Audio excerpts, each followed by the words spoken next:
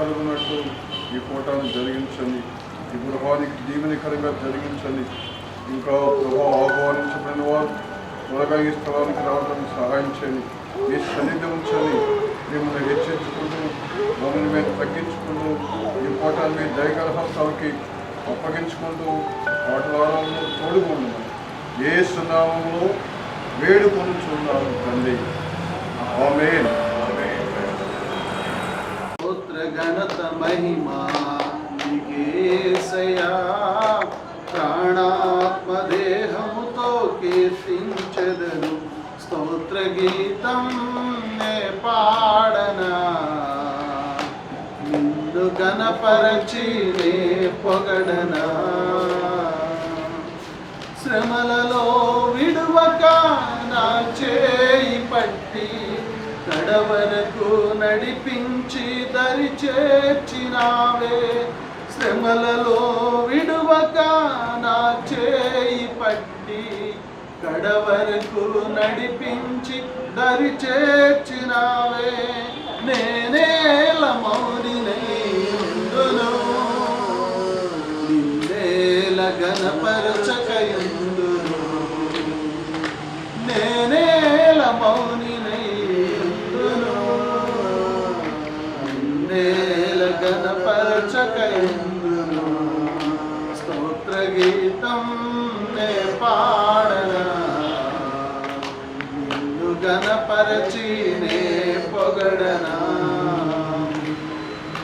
పాపపు ఊబిలో పడియున్న నన్ను నా చేయి పట్టి నన్ను పైకి లేపినావే. పాపపు ఊబిలో పడియున్న నన్ను నా చేయి పట్టి నన్ను పైకి లేపినావే. నేనేల మౌనినైందును, నిన్నేల గణపరచకయందును, నేనేల మౌనినైందును, నిన్నేల గణపరచకయందును, స్తోత్ర గీతం నే పాడనా, నిన్ను గణపరచి నే పొగడనా. స్తోత్ర గీతం నే పాడనా, నిన్ను గణపరచి నే పొగడనా. జీవితమంతా స్తుతించిన నీ రుణము తీర్చలేనయా. జీవితమంతా స్తుతించిన నీ రుణము తీర్చలేనయా.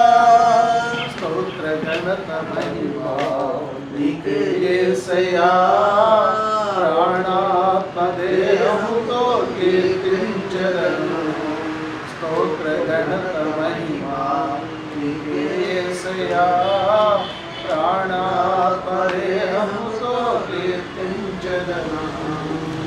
హల్లెలూయా. తరములకు దీవెనగా యెహోవా నన్ను దీవించినావు, తరములకు దీవెనగా ఎవరు దానిని శపించగలరు, ఎవరు దానిని శపించగలరు, ఎటుల దానిని మార్చగలరు, ఎటుల దానిని మార్చగలరు. యెహోవా నన్ను దీవించినావు, బహుతరములకు దీవెనగా.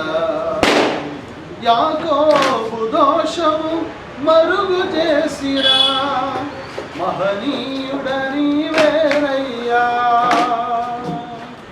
యాకోబు దోషము మరుగు చేసిరా, మహనీయుడ నీవేనయ్యా.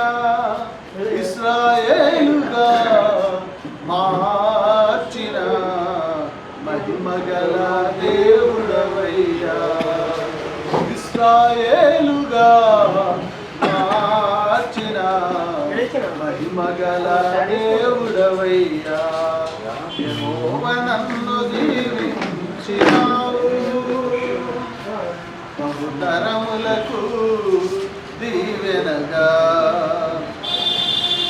నా దీవెనకై క్రీస్తునే శాపముగా మార్చిన పరిశుద్ధ దేవుడవయ్యా నా దీవెనకై క్రీస్తునే శాపముగా మార్చిన పరిశుద్ధ దేవుడవయ్యా అబ్రహాముకే వారసునిగా చేసి ఆశీర్వదించినావయ్యా అబ్రహాముకే వారసునిగా చేసి ఆశీర్వదించినావయ్యా యెహోవా నన్ను దీవించినావు బహుతరములకు దీవెనగా రాజు యొక్క జయధ్వనితో నడిపించిన సైన్యములకు అధిపతివయ్యా రాజు యొక్క జయధ్వనితో నడిపించిన సైన్యములకు అధిపతివయ్యా రారాజుగా రానయ్యున్న మహారాజు నీవేనయ్యా రారాజుగా రానయ్యున్న మహారాజు నీవేనయ్యా యెహోవా నన్ను దీవించినావు బహుతరములకు దీవెనగా ఎవరు దానిని శపించగలరు ఎవరు దానిని శపించగలరు ఎటుల దానిని మార్చగలరు ఎటుల దానిని మార్చగలరు యెహోవా నన్ను దీవించినావు బహుతరములకు దీవెనగా యెహోవా నన్ను దీవించినావు బహుతరములకు దీవెనగా ఇది నామో స్తుతి పాడుటేనా అతిశయము స్తుతి పాడేదనే ప్రతిదినము స్తుతి పాడుటేనా అతిశయము ధవళవర్ణుడా మనోహరుడా రత్నవానుడా నా ప్రియుడా ధవళవర్ణుడా మనోహరుడా రత్నవానుడా నా ప్రియుడా స్తుతి పాడేదనే ప్రతిదినము స్తుతి పాడుటేనా అతిశయము స్తుతి పాడుటేనా అతిశయము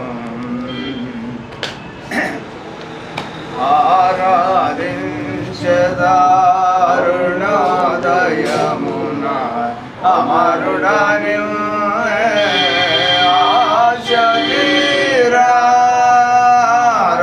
ఆరాధించదా అరుణోదయమున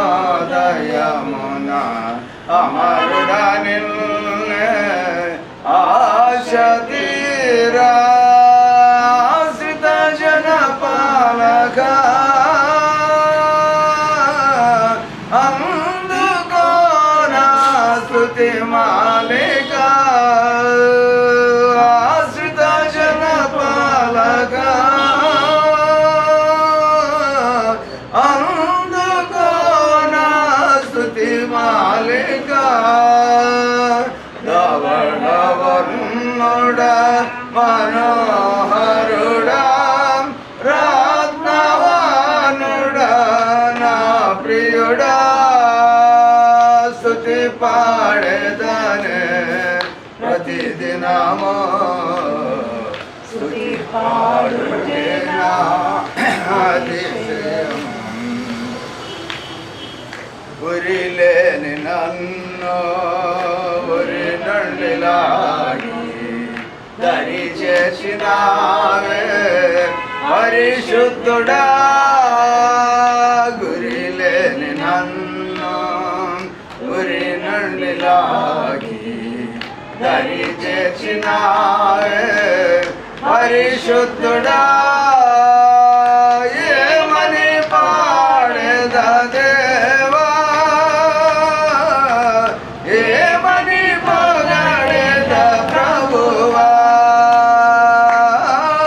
ఏమని పాడేద దేవా, ఏమని పొగడేద ప్రభువా. ధవళవర్ణుడా మనోహరుడా ప్రాత్మవానుడా నా ప్రియుడా. ధవళవర్ణుడా మనోహరుడా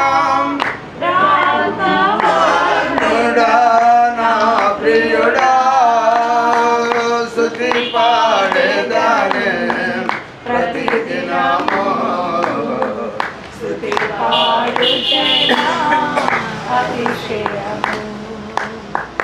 మతి లేని నన్ను శృతి చేసినావే మృతి నుండి నన్ను బ్రతికించినావే. మతి లేని నన్ను శృతి చేసినావే మృతి నుండి నన్ను బ్రతికించినావే. నీలతనై పాడెద దేవా, ప్రతిమని పొగడెద ప్రభువా. నీలతనై పాడెద దేవా, ప్రతిమని పొగడెద ప్రభువా. ధవళవర్ణుడా మనోహరుడా ప్రాత్మవానుడా నా ప్రియుడా. స్తుతి పాడేదనే ప్రతిదినము స్తుతి పాడుటే నా అతిశయము. స్తుతి పాడుటే నా అతిశయము. స్తోత్రం. హల్లెలూయా. మంచి గొల్లాలతో కూడి గానము చేయ, గొల్లాలతో కూడి గానము చేయ, గీతములెత్తి యేసుకుని ఓ నేను ఘనముగా పాడేదా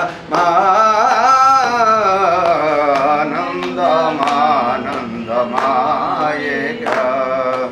సుదినంబెగా ఈ దినం ఆనందమానందమాయగా.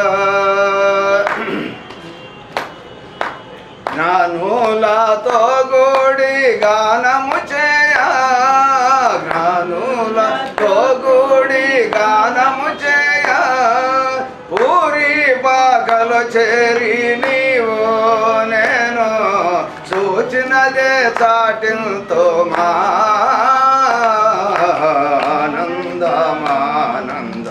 ఆనందమానందమాయేగా. సుదినంబెగా ఈ దినం. గొల్లలు వాడు చూసింది ఏంటంటే అది గదుగుదుగా నక్షత్రం చూడండి. ఆ నక్షత్రాన్ని చూసి ఇక్కడ యేసు పుట్టాడని వాళ్ళు జ్ఞానులు పాటలు పాడి సంతోషించి కానుకలు అర్పించారు. మనం కూడా ఆనందమానందమాయేగా. సుదినంబెగా ఈ దినం ఆనందమానందమాయేగా.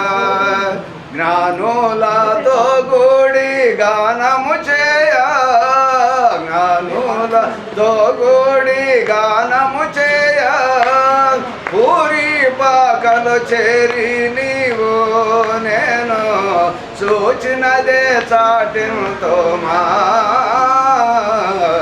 ఆనందమాన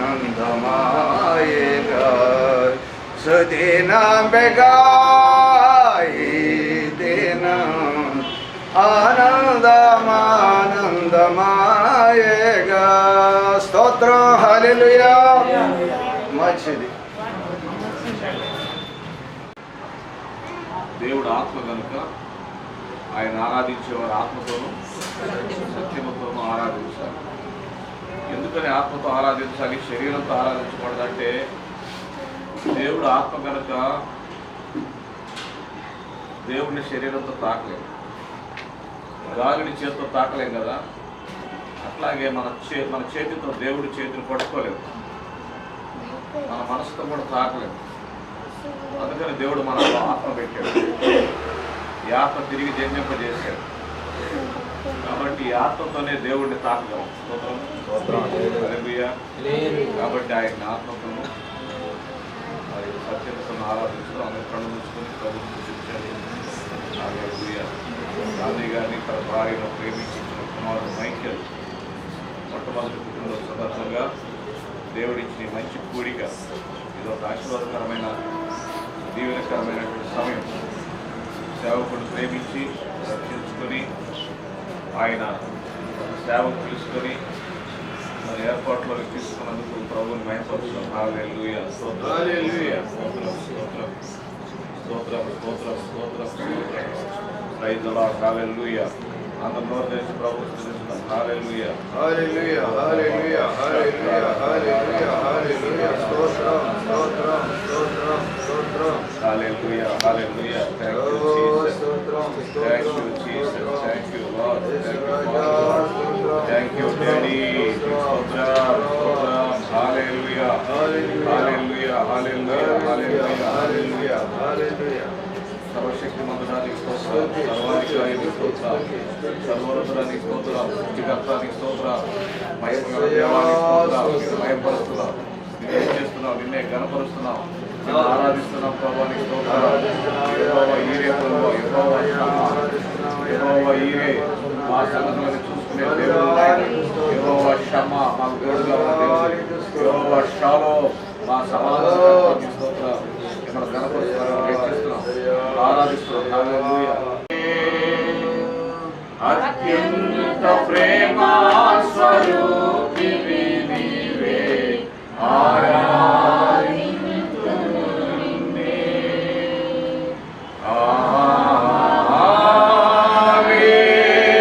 హల్లెలూయా,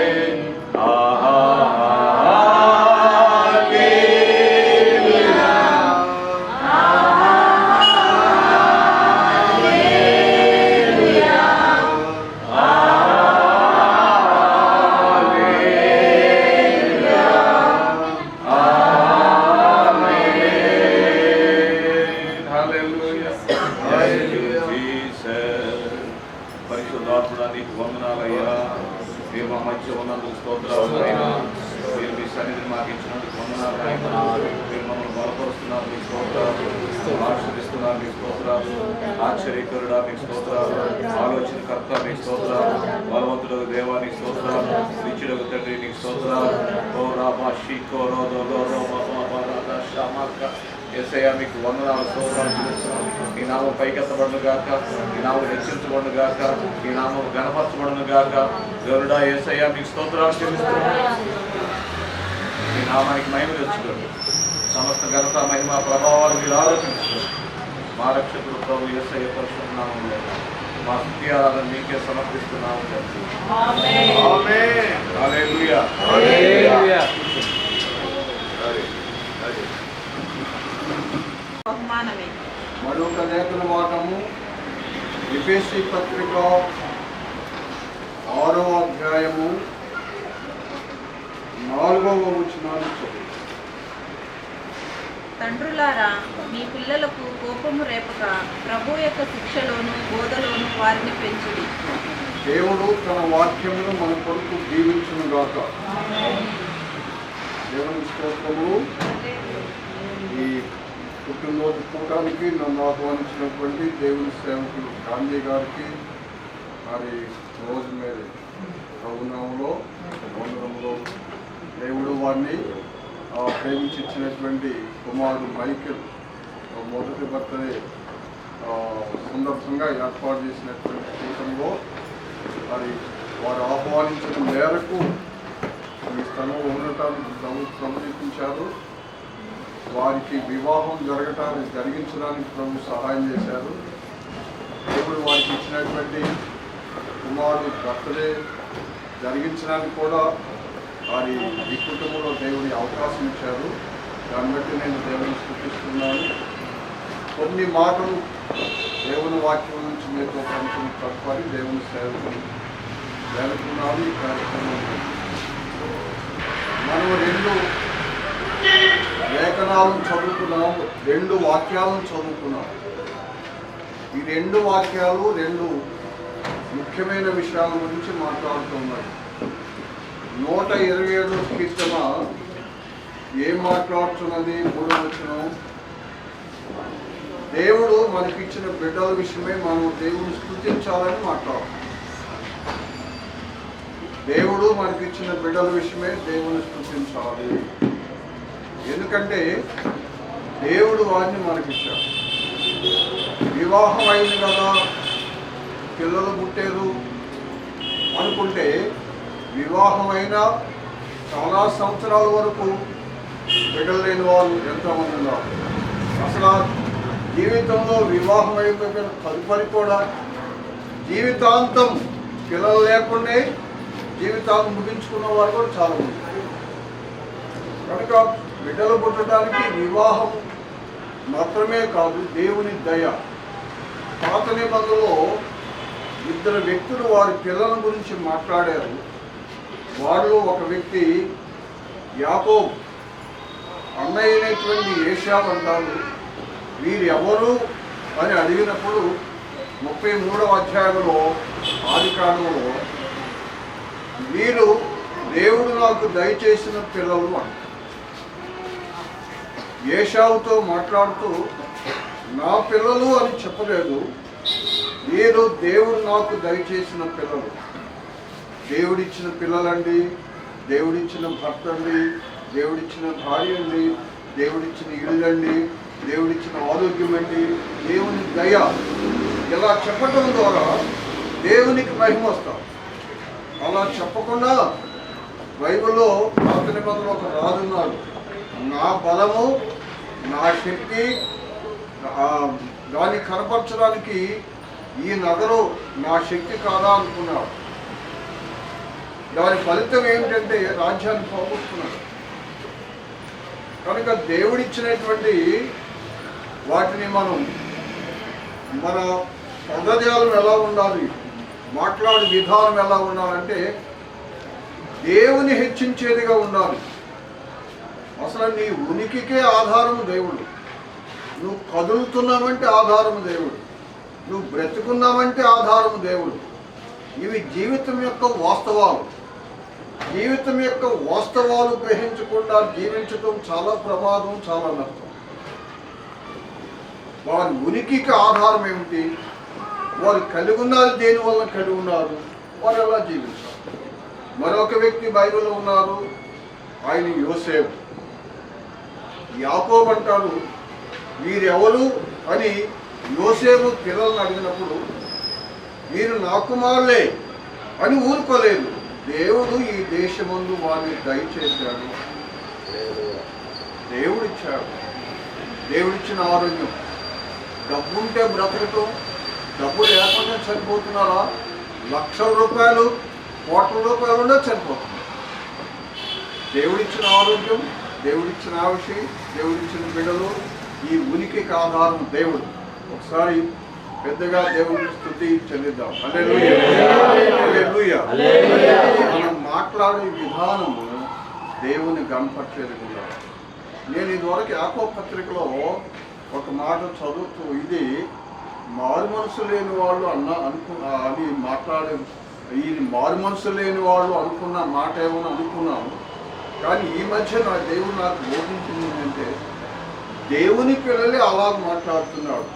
నేడేను రేపేను ఒకనొక పట్టణం వెళ్ళి 1 సంవత్సరం నుండి వ్యాపారం చేసి లాభం సంపాదించి మనం చెప్పుకున్న వాళ్ళారా, రేపేమి సంభవించిన మీకు తెలియదు. మీరు మీ డంబములు ఎందుకు అతిశయపడుతున్నారు. అది డంబం. నేను అక్కడికి వెళ్తాను, నేను అది చేస్తాను, ఇది చేస్తాను, సంపాదిస్తాను, ఏదో చేస్తాను, అది అతిశయము, అది డంబం. ఇది ఈ అతిశయము చెడ్డది అంటే దేవుని పిల్లలు మాట్లాడే విధానం బైబిల్ బోధిస్తుంది. మన మాటల ద్వారా దేవునికి మహిమ. సరే, 2వ లేఖనం ఎఫెసీయులకు రాసిన పత్రిక చదువుకున్నాం. ఒకటి దేవుని స్తుతించే దాని గురించి మాట్లాడుతుంటే, 2వ లేఖనం ఏం మాట్లాడుతుందంటే పిల్లల పట్ల మన బాధ్యతల గురించి మాట్లాడుతుంది. ఒకసారి ఆ వచనం చదవండి. 6వ అధ్యాయం 4వ వచనం ఎఫెసీయులకు రాసిన పత్రిక. తండ్రులారా, మీ పిల్లలకు కోపము రేపక ప్రభు యొక్క శక్తులను బోధలను పెంచుడి. తల్లిదండ్రుల యొక్క బాధ్యత. దేవుడు మనకిచ్చిన బిడ్డల విషయమై బాధ్యత. ఇది చాలా ఆశీర్వాదకరమైనటువంటి వచనం. తండ్రులారా, మీ పిల్లలకు కోపం రేపక ప్రభు యొక్క శిక్షలోను బోధలోను వారిని పెంచండి. దేవుడు మనకిచ్చినటువంటి బిడ్డల విషయమై దేవుడు ఏం మాట్లాడుతున్నాడంటే, వారిని ఎలా పెంచాలో కూడా తెలియజేస్తున్నాం. ఎలా పెంచాలట? ప్రభు యొక్క శిక్షలోను ప్రభు యొక్క బోధలోను పెంచాలట. అసలు ఈ పత్రిక రాసిన వ్యక్తి ఎవరంటే పౌలు. అపోస్తలుడైన పౌలు ఈ పత్రిక రాశాడు. తండ్రులకు ఏమి రాస్తున్నాడు పౌలు అంటే, తల్లులారా మీ పిల్లలు యేసుక్రీస్తు యొక్క శిక్షలోను, అంటే శిక్షణ, యేసుక్రీస్తును శిక్షణలోను బోధలోను పెంచండి. ఇదే అధ్యాయంలో స్త్రీలాగా ప్రభునందు మీ సొంత పురుషులకి విధేయులండి. పురుషులారా మీరు మీ భార్యను ప్రేమించండి. పిల్లలారా ప్రభునందు మీరు విధేయులై ఉండండి. పనివాళ్ళారా మీ యజమానులకు ప్రభునందు లోబడి ఉండండి. ఈ ఎఫెసీ పత్రికలో ఒకే మాట చాలా పర్యాయంలో రాయబడింది. క్రీస్తునందు, ప్రభునందు, క్రీస్తునందు, ప్రభునందునే పదము ఎక్కువసార్లు రాయబడింది. ఎందుకు వాడాడు ఈ పదం పౌలు అంటే, వినండి జాగ్రత్తగా. యేసుక్రీస్తు ఎవరో, ఆయన ద్వారా కలిగిన ఆశీర్వాదములు ఏంటో పౌలు బాగా ఎరిగిన వాడు ఉన్నాడు. అందుకనే స్త్రీలకు సలహా ఇచ్చాడు, భర్తలకు సలహా ఇచ్చాడు, పిల్లలకు క్రీస్తునందు, భార్యలకు క్రీస్తునందు, పని వాళ్ళకి క్రీస్తునందు. ఎందుకు ఇలా వచ్చిందంటే, యేసుక్రీస్తు నందు దొరికే ఆశీర్వాదములు పౌలు ఎరిగిన వాడుకున్నాడు. అంత మాత్రమే కాదు, దానికి సాక్షి పౌలేనని చెప్పాడు. ఆ ఆశీర్వాదములు తాను ఎలా పొందుకున్నాడో యేసు క్రీస్తును విశ్వసించడం ద్వారా ఎలాంటి ఆశీర్వాదాలు తనకు దొరికినాయో, తన జీవితం ఎంత ఆశీర్వాదకరంగా ఉందో పౌలు ఎరిగిన వాడుకున్నాడు. అందుకని తండ్రులారా, మీ పిల్లల్ని ఎలా పెంచాలనుకుంటున్నారు, ఏం చేయాలనుకుంటున్నారు, ఎలాంటి ఆలోచనలు ఉన్నవి, ఎలాంటి ప్రణాళికలు ఉన్నవి, ఏం కావాలని కోరుకుంటున్నారు, జాగ్రత్త సుమా. యేసుక్రీస్తును పెంచు, యేసుక్రీస్తును పెంచు. ఎందుకు అంటే యేసుక్రీస్తు ద్వారా దొరికే ఆశీర్వాదములు ఆయన ఎరిగిన వాడుకున్నాడు. ఆయన యోధా మతానికి చెందినవాడు పౌలు. యోధా మతంలో పెంచబడిన వాడు. వాళ్ళ తల్లిదండ్రులు కూడా యేసు ప్రభువారు తెలియదు.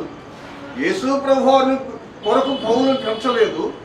యోధా మతస్థుడిగా పెరిగాడు, నిష్ట కలిగిన వాడుగా పెరిగాడు, మతనిష్టాగరిష్ఠుడిగా పనిచేశాడు. యేసుక్రీస్తుకు విరోధంగా జీవించడానికి కంకణం కట్టుకున్నాడు. కానీ యేసుక్రీస్తు తన కనికరాన్ని బట్టి పౌలును క్షమించాడు, తన పని కొరకు నియమించాడు, నమ్మకమైన వాడు గెలిచాడు. అర్థమయ్యేది చెప్పాలంటే దొంగోడికి తాళం చెవిచ్చినట్టు అంటారు. అసలు ఈయనే హానికరుడు, ఈయనే దూషకుడు. ఎవరిని దూషించాడు? యేసు ప్రభువును దూషించాడు. ఎవరికి హాని చేశాడు? యేసుక్రీస్తును విశ్వసించిన వారికి హాని చేశాడు. పూర్వము దోషకుడు, హింసకుడు, హానికరుడు. యేసుక్రీస్తు ప్రభువారు ప్రేమ అర్థమైనది. యేసుక్రీస్తు ప్రభువారు శిలువ మరణ పునరుత్థానాల ద్వారా కలిగిన ఆశీర్వాదం పౌలుకు అర్థమైనది. ఆయన యోధా మతాన్ని అభివృద్ధి చేయాలనుకున్నాడు. ఈ యేసుక్రీస్తు మార్గమును ఎవరు ప్రవర్తించకూడదు అనుకున్నాడు. దీన్ని సమూల నాశనం చేయాలని కంకణం కట్టుకున్నాడు. కానీ దేవుడు తన కనికరాన్ని బట్టి పౌలుకు ప్రత్యక్షత ఇచ్చాడు. పౌలు అంతకుముందు హానికరుడు, అంతకుముందు దోషకుడు, అంతకుముందు హింసకుడు, ఇప్పుడు అనేకులకు ఆశీర్వాదకరంగా.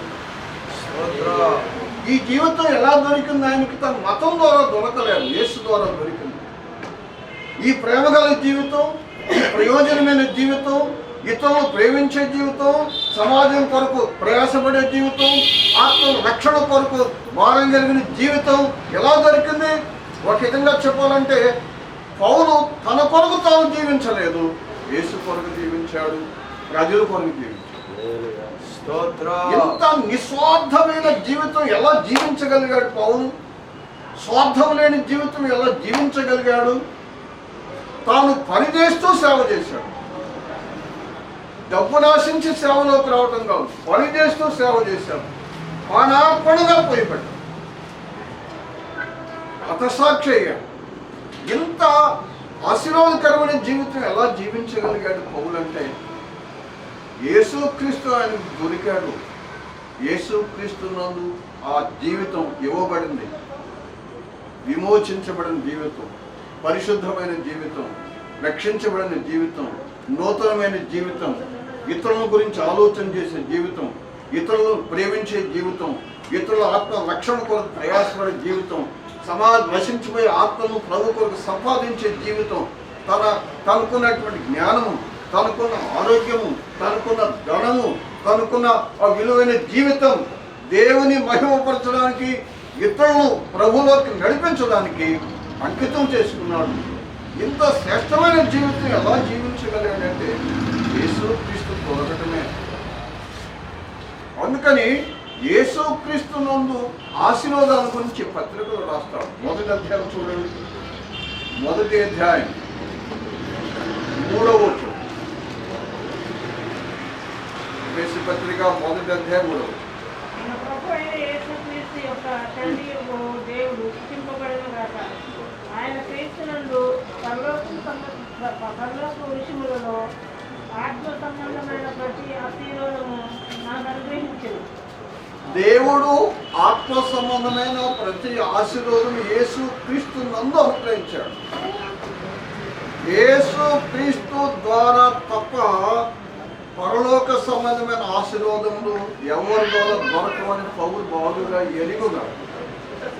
అందుకని ప్రభు యొక్క శిక్షలోను, ప్రభు యొక్క బోధలోను, పెంచండి.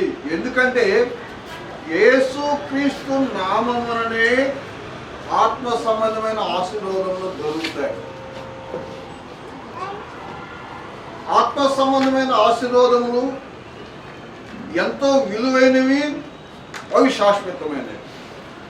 వాటి విలువ ఎంత అంటే పౌరు జీవితం, అంతకుముందు హాని చేసే జీవితం, అంతకుముందు దూషించే జీవితం, అంతకుముందు హింసించే జీవితం, ఇప్పుడు ప్రేమించే జీవితం. అలాంటి విలువ కలిగిన జీవితం ఎక్కడ దొరికింది? ఆయనకి యేసుక్రీస్తునందు దొరికింది. స్తోత్రం. ఈనాడు సమాజంలో భయంకరమైనటువంటి పరిస్థితులు, ద్వేషించుకోవటం, హింసించుకోవటం, హాని చేసుకోవటం, కుటుంబాల్లో ప్రేమ లేని పరిస్థితులు. ఎందుకు? ఆ వ్యక్తికి యేసు దొరకల. యేసుక్రీస్తు దొరికితే యేసుక్రీస్తు ప్రేమ కలిగిన జీవితాన్ని ఒక వ్యక్తికి ఇస్తాడు. ఆత్మ సంబంధమైన ప్రతి ఆశీర్వాదమును ఆయన మనకు అనుగ్రహించను. ఆత్మ సంబంధమైన ఆశీర్వాదం అంటే ఏంటి? దాని వివరణ ఇస్తాడు. ఇట్లనగా ఏంటి ఆశీర్వాదం అంటే దానిలో ముఖ్యమైనది ఏంటంటే మనము యేసుక్రీస్తు ద్వారా దేవునికి కుమారులుగా చేయబడటం, యేసుక్రీస్తు ద్వారా దేవుడు మనకు తండ్రిగా దొరకటం, యేసుక్రీస్తు ద్వారా మన పాపమును క్షమించబడి దేవుని ఎదుట నిర్దోషులుగా నిరపరాధులుగా నిలబడటం. ఇది యేసుక్రీస్తు ద్వారా దేవుడిచ్చిన ఆశీర్వాదము. అసలు దేవుడు మానవుని ఎందుకు చేశాడు? మానవుని తనతో సహవాసం చేయడం చేశాడు. అయితే ఆదాము పాపం చేయడం ద్వారా ఆ సహవాసం తెగిపోయింది. పరిశుద్ధుడైన దేవునితో పాపం చేసినటువంటి మానవుడు ఆదాము సహవాసం చేయలేకపోయాడు. దేవుడు ఆదాముతో సహవాసం చేయలేకపోయాడు, తెగిపోయినాడు. అయితే ఈ తెగిపోయిన సహవాసాన్ని మరలా పునరుద్ధరించుకోవడానికి, మరలా మానవునితో సహవాసం చేసి భూమి మీద మానవుని ద్వారా తన సంకల్పను నెరవేర్చడానికి ప్రభువైన యేసుక్రీస్తు వారిని దేవుడు లోకంలోకి పంపాడు. ఆయన రక్తము ద్వారా నిర్దోషులు నిరపరాధులు. 7వ వచనం మాట్లాడుతుంది, దేవుని కృపా మహదేశ్వరులను బట్టి ఆ ప్రియనియందు ఆయన రక్తము వలన మనకు విమోచనం అనగా మన అపరాధములకు క్షమాపణ కలిగి ఉన్నారు. క్షమించబడినటువంటి జీవితం యేసుక్రీస్తున్నాం. అందుకని తండ్రులారా, మీ పిల్లలకు కోపం లేకుండా ప్రభు యొక్క శిక్షలోను ప్రభు యొక్క బోధలోను పెంచండి. ఆయన ద్వారానే క్షమాపణ, ఆయన ద్వారానే దేవునికి బిడ్డలుగా చేయబడుట, ఆయన ద్వారానే పర సంబంధమైనటువంటి మరి ఆశీర్వాదములు అనుభవించుట, పరలోకంతో సంబంధం కలిగి ఉంట. భూమి మీద ఉన్న పర సంబంధమైనటువంటి ఆశీర్వాదములు, దేవుని రాజ్యము, దేవుని నీతి, దేవుని సమాధానం భూమి మీద అనుభవించడానికి అర్హత ప్రభువైన యేసుక్రీస్తు ద్వారా ఇవ్వబడింది. అది ఆయన ఎరుగును పౌరులు, అది ఆయన అనుభవిస్తూ ఉన్నాడు, ఆ శక్తిని అనుభవిస్తున్నాడు, అలాగే జీవించుతున్నాడు. అందుకని ప్రభు యొక్క శిక్షలోను బోధలోను పెంచండి. ఈ శిక్ష ఎందుకు అంటే దేవుని పరిశుద్ధతలో పాల్పొంగులు పొందటానికి శిక్ష. ఈ శిక్ష యొక్క ఫలితం ఏంటంటే నీతి అను సమాధానము. మన బిడ్డలో ప్రభు యొక్క శిక్షలో పెంచటం ద్వారా నీతి సమాధానం రెండు కలు. నేను ముగించుతున్నాను. ఈ కొద్ది హెచ్చరికలు ఈ కుటుంబానికి చేరున్న మనకు పరిశుద్ధాత్మ దేవుడు ఇదిను ప్రత్యేకంగా ఇచ్చుతున్నారు. ఏమిటంటే దేవుడు మనకి ఇచ్చిన బిడ్డల విషయమే దేవుని స్తుతించాలి. ఒకటైతే దేవుడు మనకి ఇచ్చిన బిడ్డల విషయమే మన బాధ్యతను ఎరుగుండాలి. ఏమిటి బాధ్యత అంటే వారిని పెంచడం. ఎలా పెంచాలి? యేసుక్రీస్తు శిక్షలో పెంచాలి, యేసుక్రీస్తు బోధలో పెంచాలి. యేసుక్రీస్తు శిక్ష బోధ ఏం చేస్తుంది మన పిల్లలకి నీతిని తెస్తారు. యేసుక్రీస్తు యొక్క శిక్ష బోధ మన పిల్లలకు దేవుని నీతిని తెస్తుంది, దేవుని సమాధానం తెస్తారు. భూమి మీద అద్భుతమైన జీవితం నీతి ద్వారానే, దేవుడిచ్చిన నీతిని బట్టి, దేవుడిచ్చిన సమాధానాన్ని బట్టి భూమి మీద ఆశీర్వాదకరమైన జీవితం మనం జీవిస్తాం. డబ్బుతో జీవించిన జీవితం, అధికారంతో జీవించిన జీవితం, లోక సంబంధమైన వాహనాలతో జీవించిన జీవితం, యేసు క్రీస్తు నందించిన నీతిని బట్టి, నీతి ద్వారా కలిగే సమాధానం బట్టి నిబ్బరమైన జీవితం, దేవునితో సమాధానం, దేవునితో సహవాసం, పరలోక సంబంధమైన ఆశీర్వాదాలు భూమి మీదే అనుభవించే హక్కు, అర్హత యేసుక్రీస్తు ద్వారా మనం కలిగి ఉంటాం. అందుకని ఈ సత్యాన్ని పౌలు బాగా ఎరిగిన వాడుకున్నాడు. అందుకని తండ్రులారా, మీ పిల్లలకు కోపం రేపకుండా ప్రభు యొక్క శిక్షలోను బోధలను అనిపించండి. స్త్రీలారా, ప్రభునకు వలె మీ సొంత పురుషులకు లోబడండి. పురుషులారా, యేసుక్రీస్తు వలె ఈ భార్యను ప్రేమించండి. దాసులారా, యేసుక్రీస్తును లోబడినట్టుగా మీ యజమానులకు లోబడండి. అదే భూమి మీద ఆశీర్వాదకరమైన జీవితం, సమాధానకరమైన జీవితం, దేవునికి మహిమకరమైన జీవితం. వారి ఆ విధమైనటువంటి కృప. వారి గాంధీ గారి విషయం చెప్పాలంటే, యేసుక్రీస్తు ప్రభువారు ఆయనకు దొరికాడు. యేసుక్రీస్తు ప్రభువారు ఆయనకు దొరికి ఆయన రక్షించి తన సేవ కొరకు ప్రత్యేకపరుచుకున్నాడు. ఆయన ఏమేం చేయాలనుకున్నాడో తెలియదు, కానీ యేసుక్రీస్తు ప్రభువారు సేవకు తీసుకొచ్చాడు.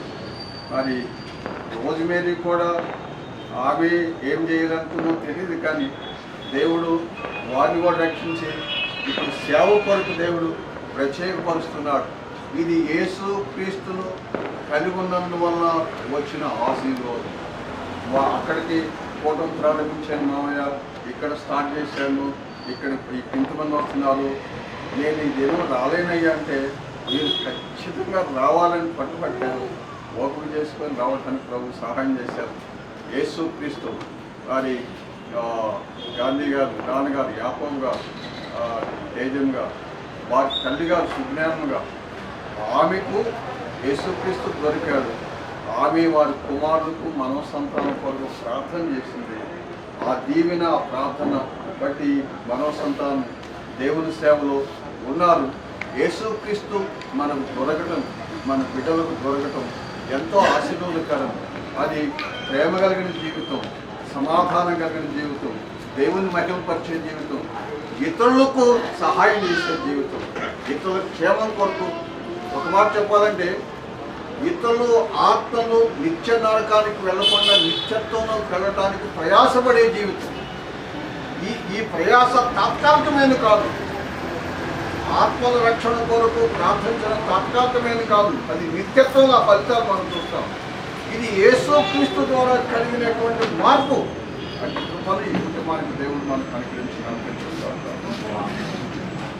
యాకోబు గారు రెండో వారు, మా అమ్మగారు తేజమ్మ గారు వెనకాల ఉన్నారు. వారికి దేవుడు మమ్మల్ని 5 అన్నదమ్ములు ఇచ్చారు, 5 పిల్లల్ని ఇచ్చారు. నేను పెద్దవాడిని, గాంధీ చిన్నవాడు. అందులో ఉన్నారు. అయితే చిన్నతనం నుంచి గాంధీ బాపట్ల స్కూల్లో చదువుతున్న దగ్గర నుంచి కూడా గాంధీని ఎలాగైనా ధైర్య సేవకుడిగా చూడాలని నేను ఆశపడ్డాను. అనేక సార్లు హాస్టల్కి వెళ్ళినప్పుడు కూడా దేవుడు నమ్ముకోవాలి, దేవుడి సేవ చేయాలని చెప్తూ ఉండేవాడిని.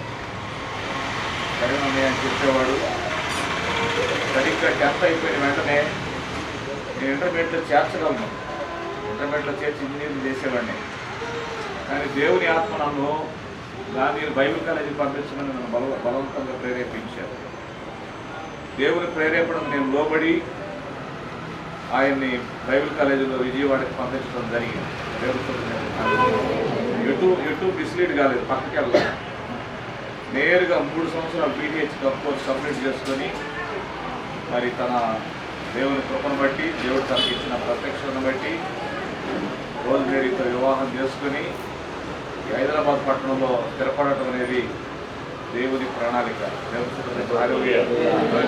హైదరాబాద్లో గాంధీ దేవుని సేవ చేస్తున్నాడంటే హైదరాబాద్ ఒక మహాసముద్రం.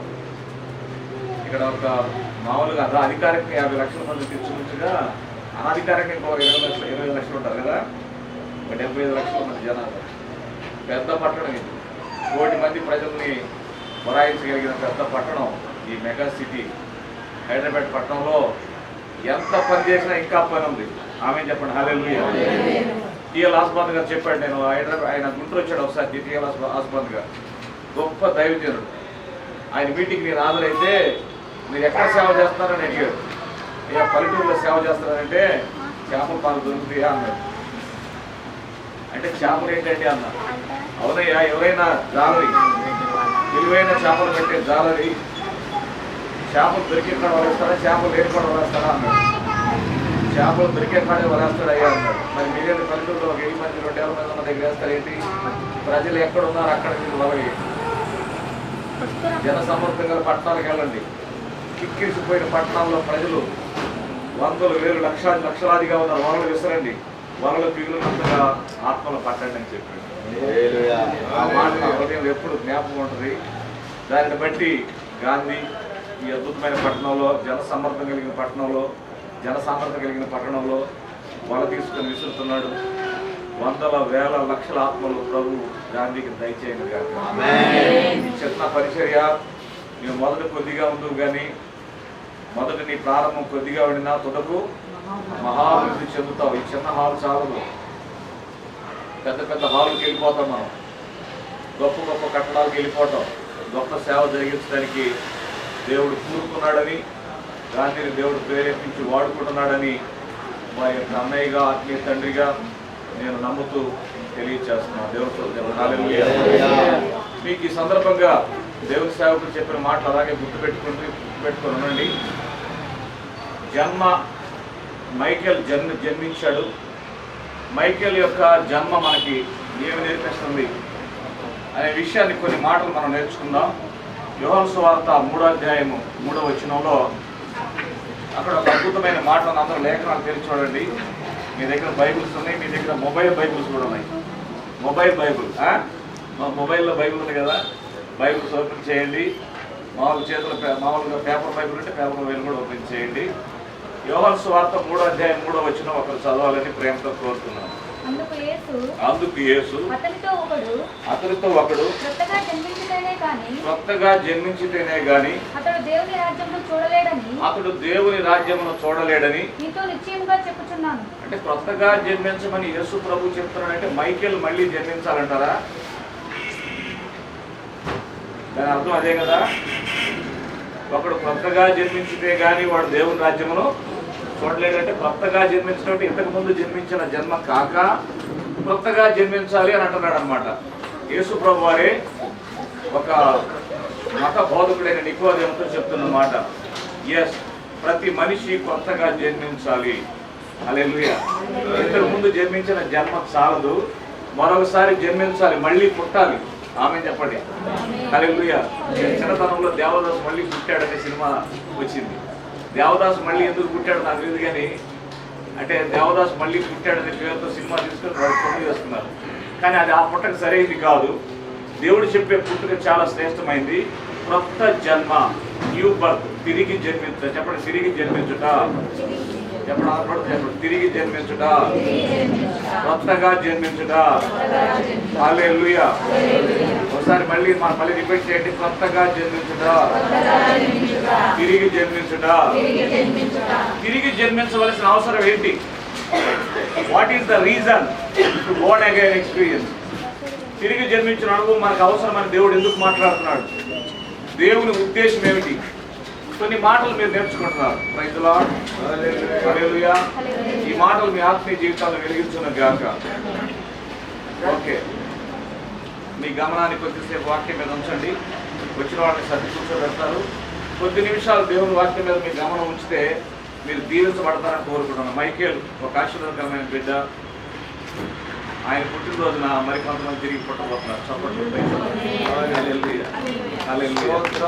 చాలా ప్రాముఖ్యమైన విషయం. క్రొత్త జన్మ ఎందుకు అంటే దేవుని ఉద్దేశాన్ని ఇక్కడ మనం తెలుసుకోవాలి. దేవుడు మనుషుల్ని భూమి మీద ఎందుకు చేశాడు అంటే భూమి మీద పరలోక సంబంధమైన వ్యక్తులుగా జీవించాలని చేశాడు. ఈ భూమి మీద మనం అనుకుంటున్నటువంటి ఆర్డినరీ లైఫ్ జీవించాలని మనం చేయాల. ఇది బాగా గుర్తుపెట్టుకోవాలి. God's intention is very clear. దేవుని యొక్క ఆలోచన చాలా స్పష్టంగా ఉంది. ఆయన మనలాంటి సాదా సీదా జీవితం జీవించాలని మనల్ని పుట్టించాల. మరి ఎట్లా పుట్టించాడు? ఆయనలాగా ఎక్స్ట్రాడినరీగా బ్రతకాలని ఆయన మనల్ని పుట్టించాడు. ఆమేన్ చెప్పండి. హల్లెలూయా. చూడండి ఆదికాండం 1:26 వచనంలో ఒక మంచి మాట ద్వారా మనం ఈ విషయాన్ని నేర్చుకుంటాం. ఆదికాండం 1:26. దేవుడు మన స్వరూపమందు మన పోలిక చొప్పున నరులను చేయుదుము. ఎందుకంటే ఆయన పోలికలో చేశాడు. Why God made mankind in his own image. ఎందుకు మనుషుల్ని తన స్వరూపంలో తన పోలికలో చేశాడు? తనలాగే అచ్చుగుద్దినట్టు భూమి మీద బ్రతకాలని. చప్పట్లు. ప్రైజ్ హల్లెలూయా. That is the main intention of the God. దేవుని అసలైన ఉద్దేశం అది.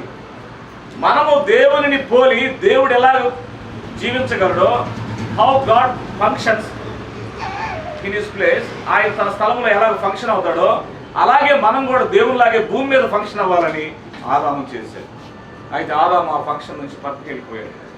ఆదాము పాపము చేశాడు, ఆజ్ఞను అతిక్రమించాడు. దేవుడు తినవద్దన్న చెట్టు పండు తిన్నాడు, పాపము చేశాడు.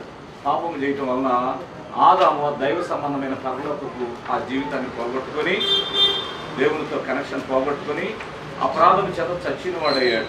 2:17 ఆదికాండం 2:17. అయితే మంచి చెడ్డల తెలివనిచ్చు వృక్ష ఫలములను తినకూడదు. నీవు వాటిని తినదినమున నిశ్చయముగా చచ్చెదవని నరునికి ఆజ్ఞాపించాడు. నిశ్చయముగా చచ్చిపోతావు అని చెప్పాడు. అంటే ఆజ్ఞ అతిక్రమం పాపం. ఆదాము పాపం చేసినప్పుడు ఏం జరిగింది? మరణం వచ్చింది. ఏ మరణం ఇది? ఎక్కడ మరణించాడు ఆదాము? ఇది చాలా ప్రాముఖ్యమైన మరణము. రోమాపత్రిక 5:12 ఒక మనుషుని ద్వారా పాపము, పాపం ద్వారా మరణము అందరికీ సంప్రాప్తమైంది. మరణం అందరికీ సంప్రాప్తమైందంట. మరణం అంటే ఏంటి? డెత్ అంటే ఏంటి? మరణము అనే పదాన్ని మనం ఏమర్థం చేసుకోవచ్చు అంటే మనిషిని దేవుడు చేసేటప్పుడు శరీరంతో చేశాడు, ప్రాణంతో చేశాడు, ఆత్మను కూడా పెట్టాడు. మనిషిని మట్టితో నిర్మాణం చేసి అతని నాసిక రంధ్రాల్లో జీవవాయువును ఊదాడు. ఊదినప్పుడు మనుషుడు జీవాత్మ అయ్యాడు. మనుషుల్లో ప్రాణం వచ్చింది, ఆత్మ వచ్చింది. ఆత్మ ఎక్కడిది? దేవుడి దగ్గరది. నేను ఇందా చెప్పాను కదా, భూమి మీద దేవుడిలాగా బ్రతకాలనేది దేవుడి ఇంటెన్షన్. అలా బ్రతకాలని దేవుడు కోరుకొని ఆయన జీవ వాయువును ఊదాడు. ఊదినప్పుడు ఆయన ఆత్మ మనలో ప్రవేశించింది. ఇప్పుడు ఆయన ఆత్మ మనలో ఉంది కాబట్టి మనం ఆయనలాగా ఫంక్షన్ అవ్వగలం. ఆమేన్. ఆ ఎబిలిటీ, ఆ సామర్థ్యాన్ని దేవుడు పెట్టి ఆయనలాగా జీవించాలని దేవుడు కోరుకున్నాడు. అలా కోరుకున్న మనిషి పాపం చేయటం వలన ఆత్మలో చచ్చిపోయాడు. అంటే ఆత్మలో ఉన్నటువంటి దేవుని పోలిక పోగొట్టుకున్నాడు. దేవునితో కనెక్షన్ పోయింది. పాపము చేత, అపరాధము చేత చచ్చిన స్థితిలోకి వచ్చాడు. ఎఫెసీ పత్రిక 2:1 పాపము చేత, అపరాధము చేత వీఆర్ డెడ్ ఇన్ సిన్స్. పాపముల చేత చచ్చిపోయాం. పాపముల చేత చచ్చిపోయామంటే దీని అర్థం ఏంటంటే, మీరు అర్థం చేసుకోవడం కోసం చెబుతున్నాను. మనం బాగానే బతుకున్నాం కదా. చచ్చిపోయింది ఎక్కడ? ఆదాము చచ్చిపోతానన్న తర్వాత కూడా కొన్ని 100 సంవత్సరాలు బతికాడు కదా. చనిపోవడం అంటే ఏంటి పాస్ట్ గారని మీరు అడగవచ్చు. ఆదాము చనిపోయాడు అని చెప్పిన తర్వాత ఇంకా 900 ఏళ్ళు బ్రతికాడు. మరి ఎక్కడ చచ్చిపోయాడంటే ఆత్మలో చచ్చిపోయాడు. ఆత్మలో మరణించాడంటే దేవునితో కనెక్షన్ అయ్యేది, దేవుని ఫంక్షన్ అయ్యేది, ఆ స్టేటస్ని కోరుకుంటున్నాడు. ఆమె ఉదాహరణకి మన కారులో బ్యాటరీస్ ఉంటాయి, బైక్లో బ్యాటరీస్ ఉంటాయి. కొన్నిసార్లు బైక్ స్టార్ట్ కాదు, కారు స్టార్ట్ అవుతుంది కాబట్టి మనం మెకానిక్ దగ్గర తీసుకెళ్తాం. మెకానిక్ చెక్ చేసిన తర్వాత బ్యాటరీ డెడ్ అంటారు. బ్యాటరీ డెడ్ అంటే బ్యాటరీ ఉంది కదా, నల్లగా 4 కిలోలు దొరుకుతుంది. 4 kgs వెయిట్తో బ్యాటరీ ఉంది కదా. బ్యాటరీ డెడ్ అంటే ఏంటి? బ్యాటరీ ఉన్నది, బ్యాటరీ లోపల ఎలక్ట్రిక్ పవర్ను ఉత్పత్తి చేసే సామర్థ్యం డెడ్ అయిపోయింది. అది ఎలాగో ఒక మనిషి పాపం చేసిన తర్వాత, ఆదాము పాపం చేసిన తర్వాత దేవునితో ఫంక్షన్ అయ్యి, దేవునిలాగా ఫంక్షన్ అయ్యే సామర్థ్యాన్ని పోగొట్టుకున్నాడు. ఆత్మలో డెడ్ అయిపోయాడు. దాన్ని ఆత్మలో చచ్చిపోవడం అంటారు. అర్థమైందా? ప్రాణులకి శరీరం ఉంది, శరీరం మృత శరీరం, అందులో ఆత్మ లేదు. దానివల్ల ఎవరికి ఉపయోగం ఉండదు.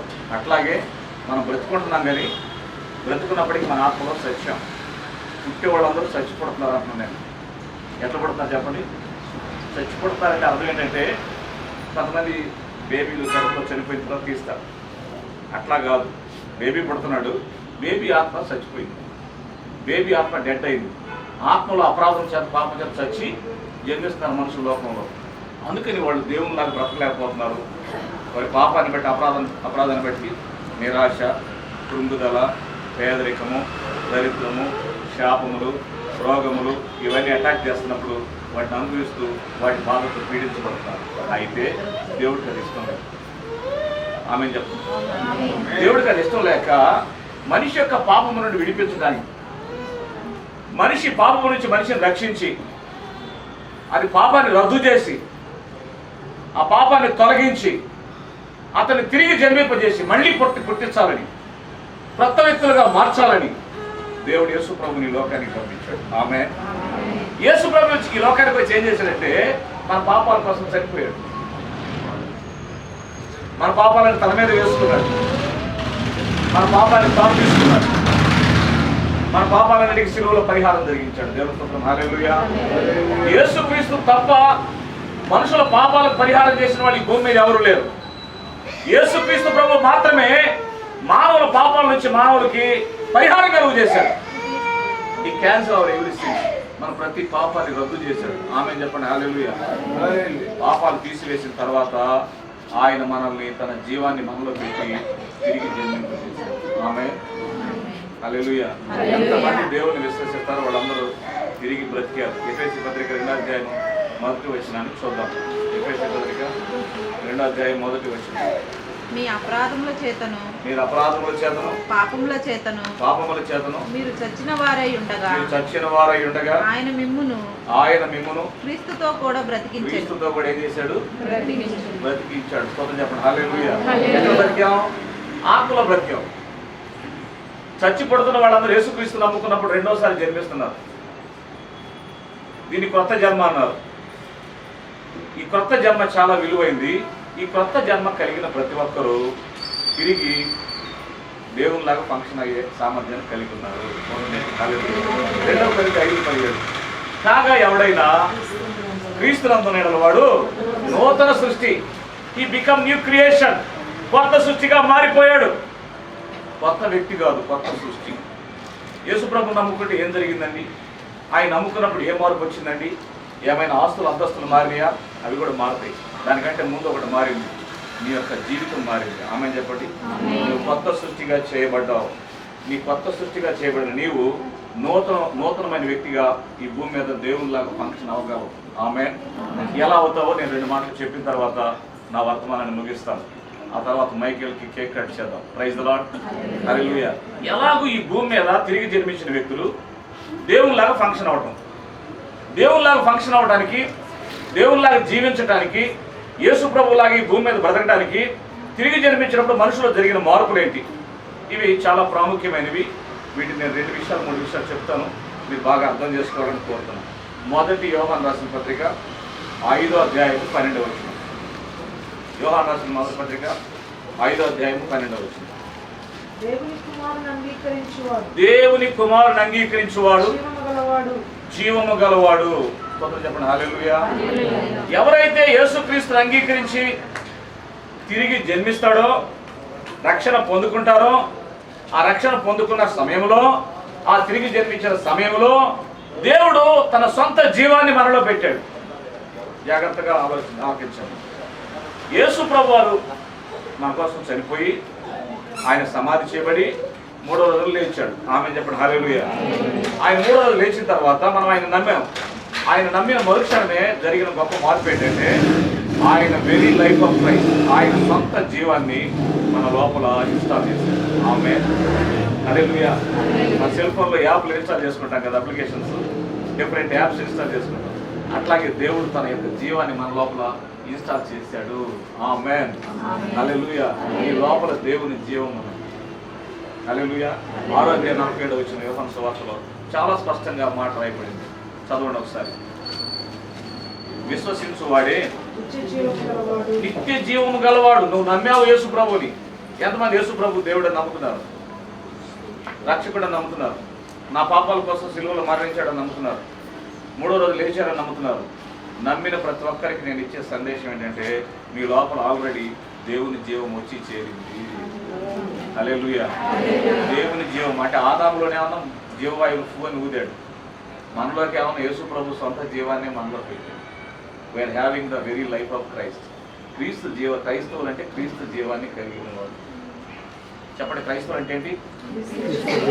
క్రీస్తు జీవాన్ని కలిగిన వారు. క్రీస్తు జీవాన్ని కలిగిన వారు ఆ జీవాన్ని బట్టి జీవించగలరు. క్రీస్తు వలె జీవించగలరు. ప్రతి జీవానికి ఒక లక్షణం ఉంటుంది. ఉదాహరణకు పిల్లిలో జీవం ఉంటుంది, దానికి ఒక లక్షణం ఉంటుంది. అది మేవ నలిసింది, అవును కదా. కుక్కలో కూడా జీవం ఉంటుంది. కుక్క మేవ ఉంటుంది, కుక్క బోబో ఉంటుంది. ఎందుకంటే దాని లైఫ్ స్టైల్, దాని జీవం యొక్క లక్షణం. పాము ఉంది అనుకోండి, దానికి లైఫ్ ఉంది.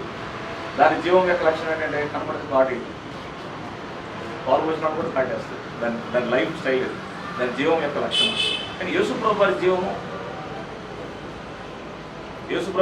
ఎటువంటిది? ఆయన ఏం చెప్పాడు? మార్తా, నేను జీవమును పునరుద్ధానమునై ఉన్నాను. నా యందు విశ్వాసం వాడు చనిపోయినను బ్రతుకుతాడు. ఆమేన్ చెప్పండి. నేనే పునరుద్ధానాన్ని, లాజరును బయటికి లేపుతా. ఆమేన్ చెప్పండి. హల్లెలూయా.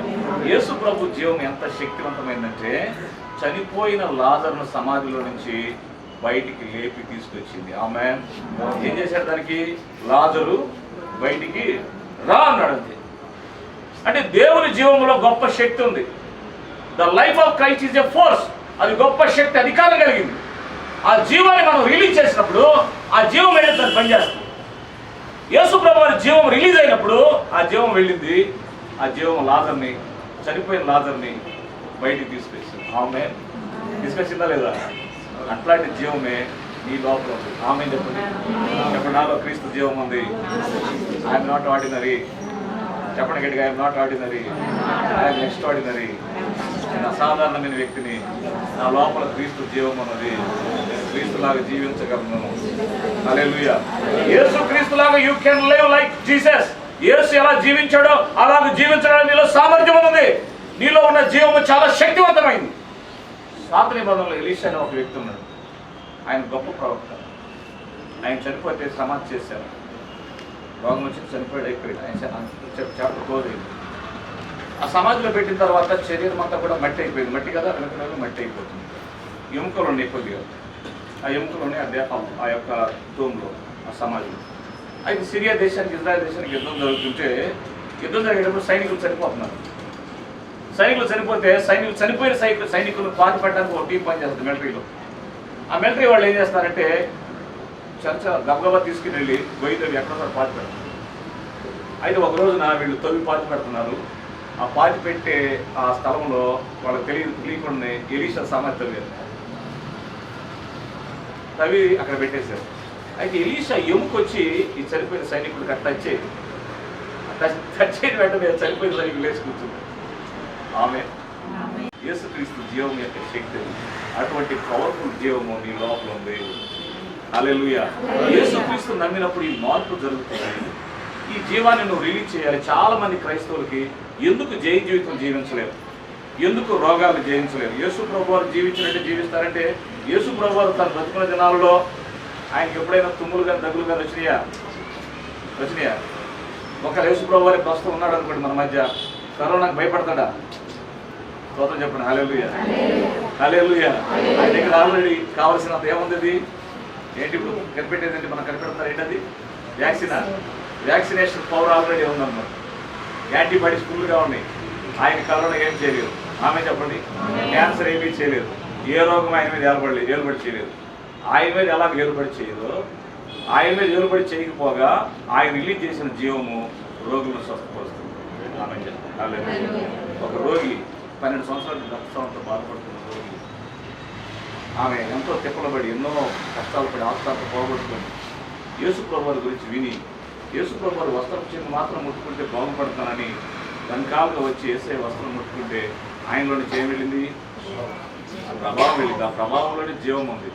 Very life of Christ flowed ఆమెలోకి వెళ్ళిపోయింది, ఫ్లో అయిపోయింది. ఎప్పుడైతే ఆమెలోకి ఆ ప్రభావం వెళ్ళిందో ఆమె రక్తధార. హల్లెలూయా. యేసు ప్రభు జీవము బయటకు వెళ్ళి స్వస్థత చేస్తున్నప్పుడు ఆ జీవం నీలో ఉన్నప్పుడు నీ లోపల ఉన్న జీవం అలాగే ఫంక్షన్ అవుతాడు. You can overcome every disease. ఆమె చెప్పండి.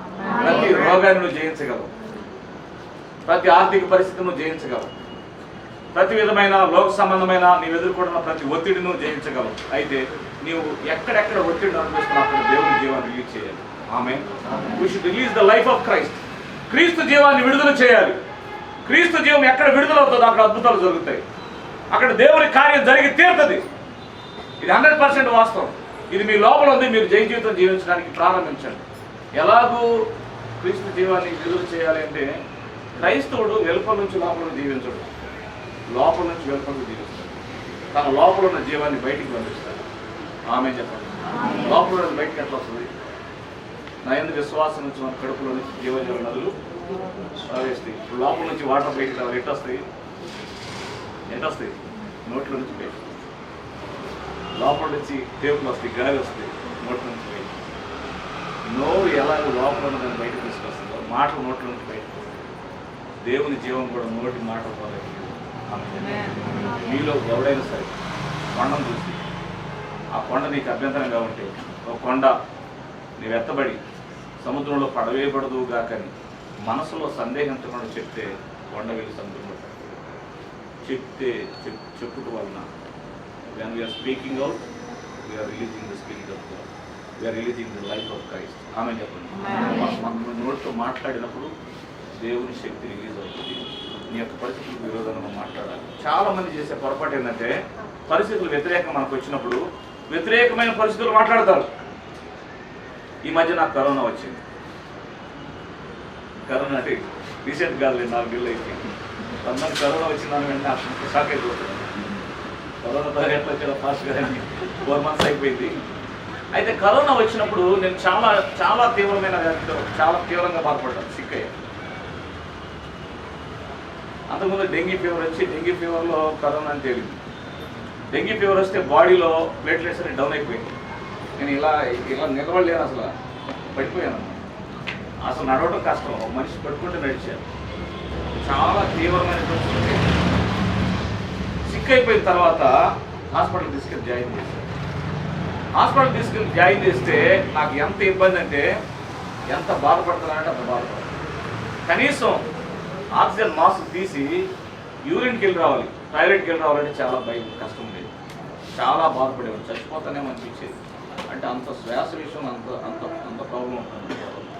అంత బాధపడి నేను అలా బాధపడుతూ ఉండగా ఒక రోజున మన మాణిక్యరావు గారు, మాజీ మినిస్టర్ గారు తర్వాత చనిపోయాడని న్యూస్ చూశాను. ఆ న్యూస్ చూసి మంత్రి గారు చనిపోయాడు అనిపించిన తర్వాత ఆ రాత్రి ఇంకోటి జరిగింది. ఇంకొక వ్యక్తి కరోనాతో బాగా తీవ్రంగా కరోనాకు గురై ఎగిరిగిరి పడుతుంది. ఆ ఎగిరిగిరి పడే వాడిని తీసుకొచ్చి నా మంచం పక్కన, నా బెడ్ పక్కన తీసుకొచ్చేసి వాడిని కట్టేసి వైద్యం చేశారు. రాత్రి 11 గంటకల్లా అతను చనిపోయాడు. ఒక అడుగు దూరం నా బెడ్ పక్కన పెట్టాను. రాత్రి 11 గంటలకు అతను చనిపోతే నర్సులు డాక్టర్లు అలసిపోయి ఇంటికి వెళ్ళిపోయారు. రెస్ట్ తీసుకుంటారు. డెడ్ బాడీ నా పక్కన ఉంది, రాత్రి అంతా గడవాలి, తెల్లాలి. చూడండి ఎలాగ టెన్షన్. అటువంటి టెన్షన్ సమయంలో ప్రభు సరిగ్గా నేను ప్రార్థన చేసుకుంటే ప్రభు నాకు ఒక విషయాన్ని గుర్తు చేశాడు. నువ్వు చనిపోవు అని చెప్పి. ఆమె చెప్పారు, నువ్వు చనిపోవు, నువ్వు ప్రభుత్వం. మరి వాళ్ళు చనిపోతున్నారు కరోనా అంటే ప్రభు ఒక మాట చెప్పాడు, నువ్వు సున్నతి కొట్టావు, చనిపోవు. సున్నతి పొందావు, చనిపోతారని చెప్పాడు. ఇక నేను సున్నతి పొందాననే సంగతి నాకు గుర్తు చేసినప్పుడు, పరిశుద్ధాత్మ నాకు జ్ఞాపకం చేసినప్పుడు, ఇక నేను దేవుని జీవాన్ని రిలీజ్ చేయడం మొదలుపెట్టి, ఎట్లాగా నేను దేవుని కుమారుణ్ణి, నేను తిరిగి జన్మించిన వాడిని, నాలో పరిశుద్ధాత్ముడు ఉన్నాడు, నాలాగే పునరుద్ధార జీవం ఉన్నది, ఆ పునరుద్ధార శక్తి ఉన్నది, మరణానికి నా మీద అధికారము లేదు. మరణమా నీ ముళ్ళు ఎక్కడ, మరణమా నీ విజయం ఎక్కడ, విజయమందు మరణం మింగివేయబడింది, మరణ పుల్లు విరిచివేయబడింది, నేను మరణాన్ని గెలుస్తున్నా, మరణం నాకేమీ కీడు చేయలేదని చెప్పి మరణానికి వ్యతిరేకంగా దేవుని జీవాన్ని రిలీజ్ చేశాను. ఎప్పుడైతే అలా రిలీజ్ చేశానో 15 నిమిషాలు 2 నిమిషాలు ప్రార్థన చేసిన తర్వాత ఒక గొప్ప దైవ శక్తి నాలోకి వచ్చింది. దేవుని జీవం యొక్క శక్తి నాలో పనిచేయడం స్టార్ట్ అయింది. ఆయన స్వస్థపరిచే శక్తి నాలో పనిచేయడం స్టార్ట్ అయింది. అలా స్టార్ట్ అయింది నాకు అర్థమైంది. నాకు అర్థమైన తర్వాత లేచి కూర్చొని ఆ ఆక్సిజన్ మాస్క్ తీసి పక్కన పెట్టి ఒక 2 గంటల సేపు అటు ఇటు తిరగడం జరిగింది. దేవుని గంటే స్వస్థత వచ్చేసి మార్నింగ్ డాక్టర్ గారు వచ్చి నన్ను చూసి మీకు ఆక్సిజన్ మాస్క్ అవసరం తీసేయండి ఎవరో చెప్పినట్టు చేశారు. ఇంకా తర్వాత నేను అడిగి డిశ్చార్జ్ అయ్యాను. దేవుడు అద్భుతమైన స్వస్థత నాకు ఇచ్చాడు. ఈ రోగానికి వ్యతిరేకంగా దేవుని జీవాన్ని నేను రిలీజ్ చేయగలిగాను. You can release your life. నీవు కూడా దేవుని జీవాన్ని రిలీజ్ చేయగలవు. నీ పరిస్థితులకు వ్యతిరేకంగా అది దరిద్రమా, శాపమా, కీడ, మరణమా, సాతాను శక్తుల, మరణపు శక్తుల నువ్వు వ్యతిరేకంగా మాట్లాడి జీవాన్ని రిలీజ్ చేసి ప్రతి ఒక్క పోరాటంలోనూ అత్యధిక విజయాన్ని పొందవచ్చు. ఆమె చెప్పండి. హల్లెలూయా. మరణమైనను, జీవమైనను, హింసైనను, కరువైనను, ఖడ్గమైనను, వస్త్రహీనతైనను, ఉపద్రవమైనను వీటన్నిటి ఇవి మనల్ని ఏమీ చేయలేవు. ఆమె చెప్పండి. హల్లెలూయా. చెడబాపలేవు. ఆయనను వీటన్నిటి ద్వారా దేవుడు మనకు అత్యధిక విజయం యేసుక్రీస్తు ద్వారా ఆయన జీవం ద్వారా కలుగుతుంది. ప్రతి విజయాన్ని నువ్వు అనిపిస్తావు. విజయంతో బ్రతుకుతావు. ప్రతి విధమైన ఆటంకాన్ని ఓడిస్తావు. ప్రతి విధమైన సాతాను శక్తులను నువ్వే నీ కాళ్ళతో శీఘ్రంగా శతకు దొక్కుతావు అంతే. ఆమె చెప్పండి. వాములను తేడా నడుపుతుంటారు. శత్రు బలమంతటి పైన దేవుడు మనకు అధికారం ఇచ్చాడు. ఈ అధికారాన్ని నీ జీవాన్ని విడుదల చేయడం ద్వారా ప్రాక్టీస్ చేసుకోండి. ప్రాక్టీస్ చేసి అద్భుతాన్ని చూడండి. ఆమె చెప్పండి. హల్లెలూయా. జీవాన్ని విడుదల చేయడం ప్రాక్టీస్ చేసుకోండి. మీరే అద్భుతాన్ని చూస్తారు. మీరు అద్భుతాలు చూస్తారు. దేవుని కార్యాన్ని చూస్తారు. ఆమె చెప్పండి. హల్లెలూయా. సేవకుడికి ఈ విషయం బోధించిన తర్వాత జీవమరణంలో 4 వచనమనే వాక్యం చదివాడు. చూడండి. సామెతలు 18:21 వచ్చింది. సామెతలు 18:21.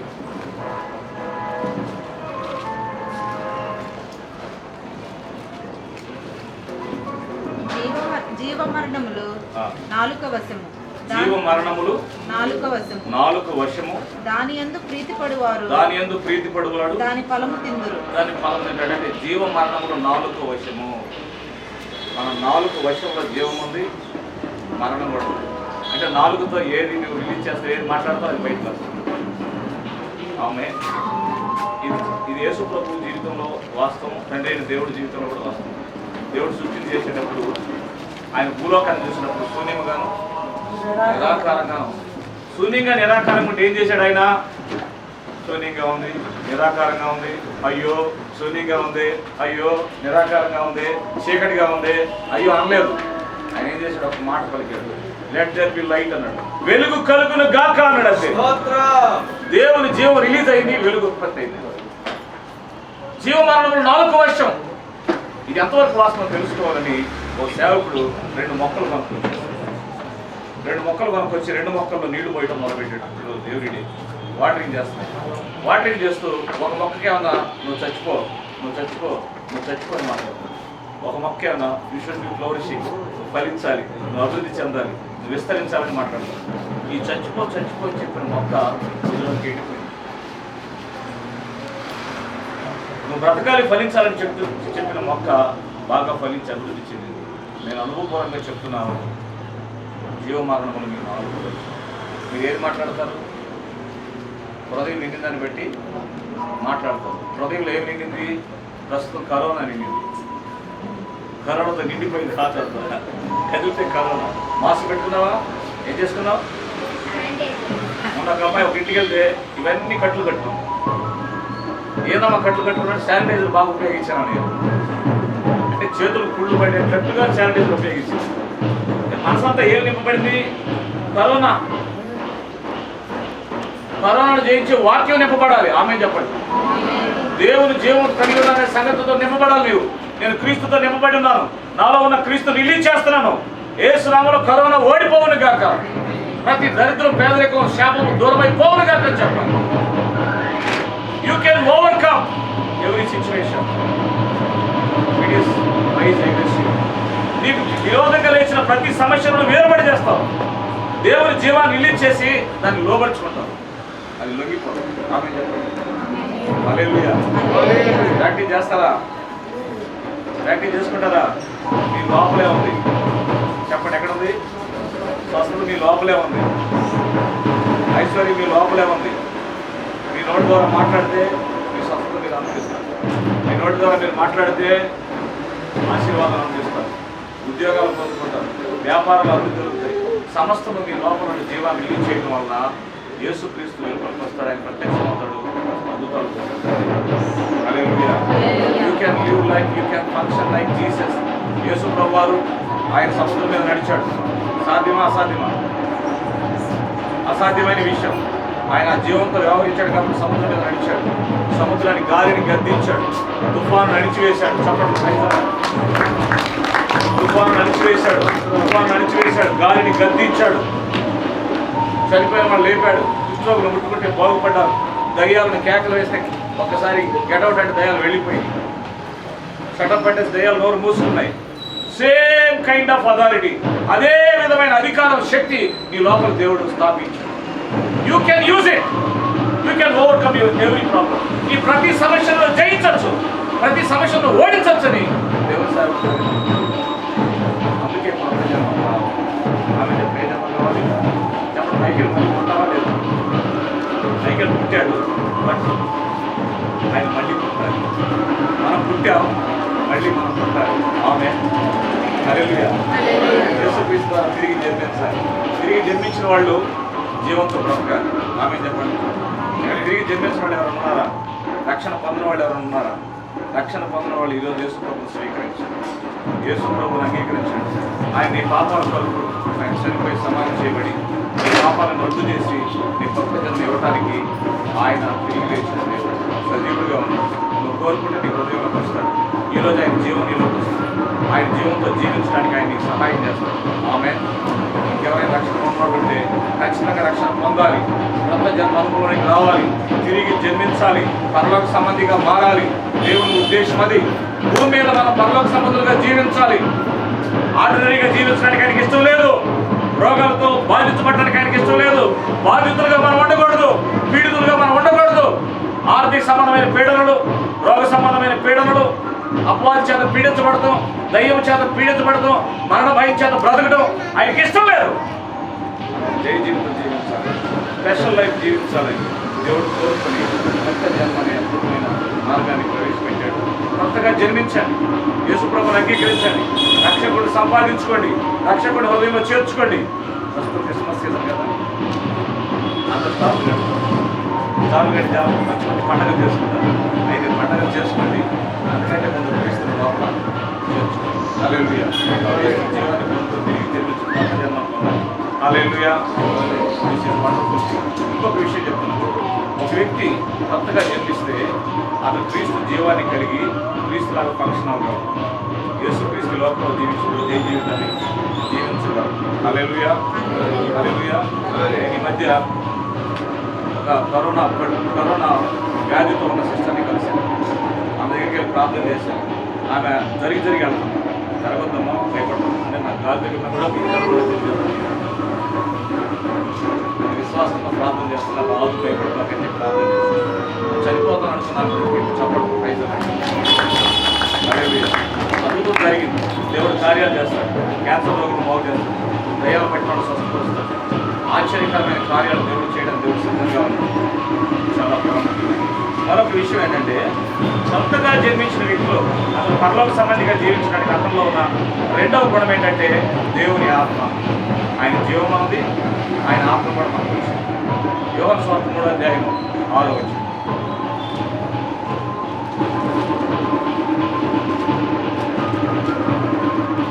యోహాను సువార్త 3వ అధ్యాయం 6వ వచనం. శరీరం మూలముగా జన్మించినది శరీరము, ఆత్మ మూలముగా జన్మించినది, ఆత్మ మూలముగా జన్మించింది, ఆత్మయునై ఉన్నది. ఆత్మయున్నది. ఇప్పుడు మనం ఇంతకు ముందు జన్మించాం, అందరం పుట్టాం. తల్లిదండ్రులకి ఈ భూమి మీద శరీరం పుట్టింది, ఈ శరీరంతో పుట్టాం, రక్త మాంసాలతో పుట్టాం, రక్తము మాంసం కలిగి జన్మించాం. కానీ యేసుక్రీస్తు తిరిగి జన్మించిన కొత్త జన్మ రక్త మాంసాల జన్మ కాదు, ఆత్మ మూలమైన జన్మ. That is the spiritual birth.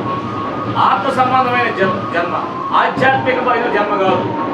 కొంతమంది ఆధ్యాత్మికమైన జన్మ అని అంటారు. ఆధ్యాత్మికమైన జన్మ కాదు, ఆత్మమూలమైన జన్మ. స్తోత్రం చెప్పండి. హల్లెలూయా. ఆత్మమూలమైన జన్మ అంటే దేవుని ఆత్మ మనలోకి వస్తుంది. God is spirit, Jesus Christ is spirit, Holy Spirit is spirit. దేవుడు ఆత్మ. ఆయన ఆత్మ మనలోని ప్రవేశపెట్టాడు. ఆయన ఆత్మ మూలంగా మనం తిరిగి చేశాడు. ఇప్పుడు మన లోపల ఎవరున్నారు? దేవుని ఆత్మ. మొదటి కొరింథీ 3:16 ఏముంది? మీరు దేవుని ఆలయమై ఉన్నారని, దేవుని ఆత్మ మీలో నివసిస్తున్నాడని మీరు ఎరగరా? దేవుని జీవం ఉన్నది, దేవుని ఆత్మ కూడా. దేవుని ఆత్మ ఉన్నప్పుడు దేవునిలా బ్రతకడం కదా. ఆమె హల్లెలూయా. ఆత్మ సంబంధంగా ఆత్మానుసారంగా బ్రతకడం. క్రైస్తవ జీవితం అంటే ఆత్మానుసారంగా బ్రతకడం, పరిశుద్ధాత్మను అనుసరించి బ్రతకడం. మొదటి కొరింథీ 6:17 ప్రభుత్వం కలుసుకుంటూ ఆయనతో ఏకాత్మై ఉన్నాడు. మన ఆత్మ ఆయన ఆత్మ ఏమైంది? ఐక్యమైపోయింది. స్తోత్రం చెప్పండి. చెప్పండి. చేయండి. నా ఆత్మ దేవుని ఆత్మ ఏకమైంది, ఒకటిగా మారిపోయింది. దేవుని ఆత్మతో నా ఆత్మ కలిసిపోయింది. I'm spirit man. నేను ఆత్మ సంబంధమైన మనిషిని. శరీరంతో ఉన్నప్పటికీ, శరీరం మనకు ఉన్నప్పటికీ నేను ఆత్మ సంబంధమైన వ్యక్తిని. హల్లెలూయా. ఉదాహరణకి ఆత్మ సంబంధమైన వ్యక్తికి ఆత్మ సంబంధమైన సంగతులను తెలుస్తాయి, పరలోక సంబంధమైన సంగతులను తెలుస్తాయి. 1 కొరింథీ 2:9 ఏమనంటే, దేవుడు తను ప్రేమించే వారికి ఏమి సిద్ధపరిచనో కంటికి కనపడలేదు, చెవికి వినపడలేదు, మనుషుల హృదయానికి గోచరము కాలేదు. దేవుడు మనకు సిద్ధపరిచినవి మన కళ్ళ అర్థం కావు, భౌతిక నేత్రాలతో చూడలేదు. దేవుడు మన కోసం ఏమేమి ప్రిపేర్ చేశాడో, మనం ఎలా జీవించాలని దేవుడు నిర్ణయించాడో ఈ భౌతిక నేత్రాలతో చూడలేదు. అందుకని లోయ సౌకర్యం. ఆమె మీరు ఎంతమందికి బెంజికారులో తిరగాలనుకుంటున్నారు? అసలు ఆశలేదు దేవుడికి. అసలు బెంజికారులో తిరగడం దేవుని చిత్తమేనా? ప్రశ్న. ఇంకొకటి, అసలు బెంజికారు ఇవ్వాలని దేవుడు అనుకుంటున్నాడా? ఇదో ప్రశ్నే. అనుకుంటాడా లేదా? ఒక మాటలో చెప్పాలంటే దేవుడు హై క్లాస్. గాడి ఉన్నతమైన తరగతి చెందినవాడు దేవుడు. గాడ్ క్లాస్ అంటే ఉన్నతమైన తరగతి చెందినవాడు. ఆయన పిల్లలు కూడా ఉన్నతమైన తరగతి చూస్తారు.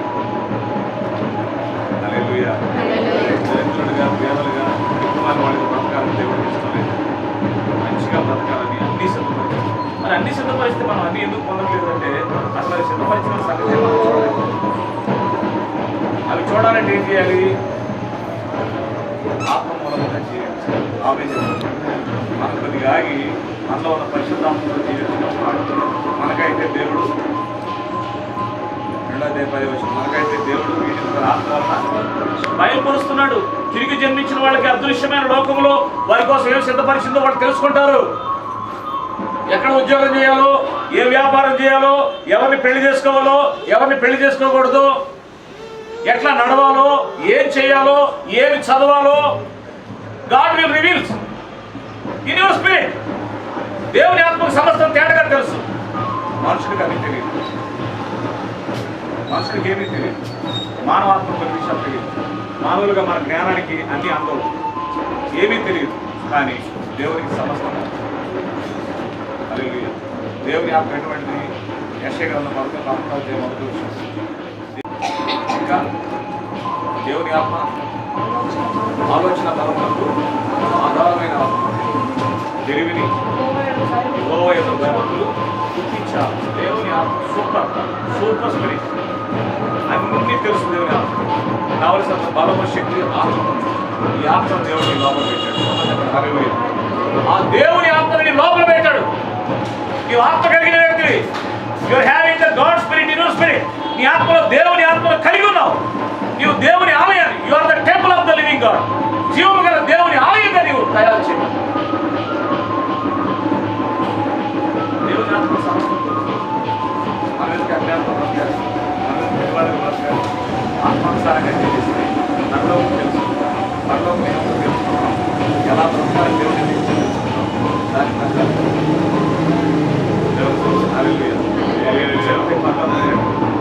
చనిపోయి పనులకు వెళ్ళిన తర్వాత పనులకు దేవతలందరూ పెద్ద బంగ్లా తెలుసు. ఈ బంగ్లా ఎవరు సార్ అన్నాడు? ఈ బంగ్లా నీటే. ఆమె చెప్పండి.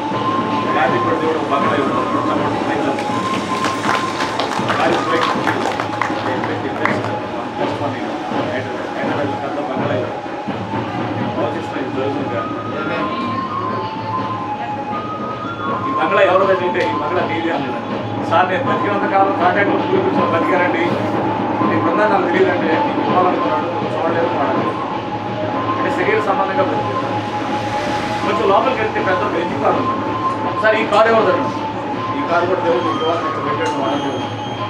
సార్ నాకు బతికినంత కాలం డొక్కు సైకిల్ సేవ చేశాను. ఎందుకంటే కడుగు తెలవపడదు, కళ్ళలో చూసే నేత్రాలు ఆత్మనేత్రాలు లేవు. ఆత్మనేత్రం ఆత్మతో జీవించడంతకాలం సేవ చేశాడు, శరీరంతో చేశాడు. కనుక డొక్కు సైకిలే. చిరిగిపోయిన చెప్పులు, చిరిగిపోయిన చొక్కాలు, చిరిగిపోయిన బైకులు, అట్ట చిరిగిపోయిన బైకులు. ఏంటంటే బైబుల్ కొట్టడానికి కూడా డబ్బులు లేవు. దరిద్రం, శాపం. ఎందుకంటే ఈ లోక సంబంధమైన నేత్రాలతో పరలోకంలో నీకేముందో నువ్వు చూడలేవు. పరలోకంలో నీకేముందో చూడాలంటే నీ ఆత్మ నేత్రాలతో చూడాలి, ఆత్మతో చూడాలి. ఆత్మ సమస్తాన్ని తేటపరుస్తుంది. నీ కలిగి ఉన్న వాటిని యూ కెన్ క్లెయిమ్. నీకు ఫలానా ఉందా తెలిస్తే నువ్వు క్లెయిమ్ చేయగలవు. ఆమె చెప్పండి. కలిగి నాకు ఇన్నోవా కార్ ఉందని నాకు తెలిసింది. ఆమె చెప్పండి. దాని ఖరీదు చాలా, 25 లక్షలు, మళ్ళీ వడ్డీ ఒక 5 లక్షలు, 33 లక్షలు, 34 లక్షలు అయింది. ఇన్నోవా కార్ నాకు ఉందని తెలిసిన తర్వాత నేను క్లెయిమ్ చేశాను. దాంట్లో you can claim what your having in the heaven. పరలోకంలో నీకు ఏమైతే నువ్వు కలిగి ఉన్నావో వాటిని నువ్వు క్లెయిమ్ చేస్తావు, వాటిని అనుభవిస్తావు. భూమి మీద సౌఖ్యంగా బ్రతుకుతావు, నెమ్మదిగా బ్రతుకుతావు, సమాధానంతో బ్రతుకుతావు, సంతోషంతో బ్రతుకుతావు. కాబట్టి కొత్త జన్మ కావాలి. ఆమె కొత్త జన్మ లేనివాడు దాన్ని సంపాదించుకోవాలి. ఇప్పుడు ఏ అంగీకరించాడు, దేశాన్ని అంగీకరించి రక్షణ పొందండి. కొత్త జన్మ జన్మించి కొత్త జన్మ ఎత్తండి. కొత్త జన్మ పొందిన వాడు జీవంతో బ్రతకండి, ఆత్మతో బ్రతకండి. మీరు ఆగండి. ఆత్మతో బ్రతకాలని శరీరం కొంచెం ఆగాలి. జీవించవాడు నేను కాదు క్రీస్తు, జీవించవాడు నేను కాదు క్రీస్తు నా యందు. క్రీస్తుని జీవించడం మనం కొంచెం ఆగాలి. క్రీస్తు మనం కలిసి జీవించడం, నేను క్రీస్తు కలిసి జీవించడం, క్రీస్తుని జీవించడం నేను ఆగాను. ఆమె ఆత్మ ద్వారా నేను జీవించాలి. నా శరీరాన్ని కొంచెం పరిశుద్ధాత్మ సహాయంతో ఆత్మానుసారంగా జీవించి జయాన్ని అనుభవించండి. జీవితం పొందాలని ప్రేమతో కోరుతున్నాను. అలా జీవించబడి సక్సెస్ అవుతారు. అదే అసలు క్రైస్తవ జీవితం. క్రైస్తవ జీవితంలో చాలామంది చర్చలు రావడం, బైబిల్ పుస్తకంలో రావడం, దేవుడికి ప్రార్థన చేయడం, మనకోవడం రావు. క్రైస్తవ జీవితంలో ఆత్మలో జీవితం, దేవుని ఆత్మానుసారంగా జీవితం, ఆత్మ చాలా గొప్ప విషయం, అద్భుతమైన విషయం. ఇటువంటి జీవితాన్ని మీకు దేవుడు దయచేయను గాక. చెప్పండి. ఇటువంటి జీవితాన్ని మీరు జీవించడం మొదలు పెడుతుంది గాక. హల్లెలూయా. బ్రతకండి, ఆత్మతో బ్రతకండి, ఆత్మ సంబంధంగా జీవించండి. మీరు శరీర సంబంధంలో మీతో మాట్లాడవలసి వచ్చినట్టు కొరింథీ పద్ధతి. అంటే శరీర సంబంధులు కాదంటే శరీర సంబంధులు కాదు. మరి కొరింథీలు ఎవరు?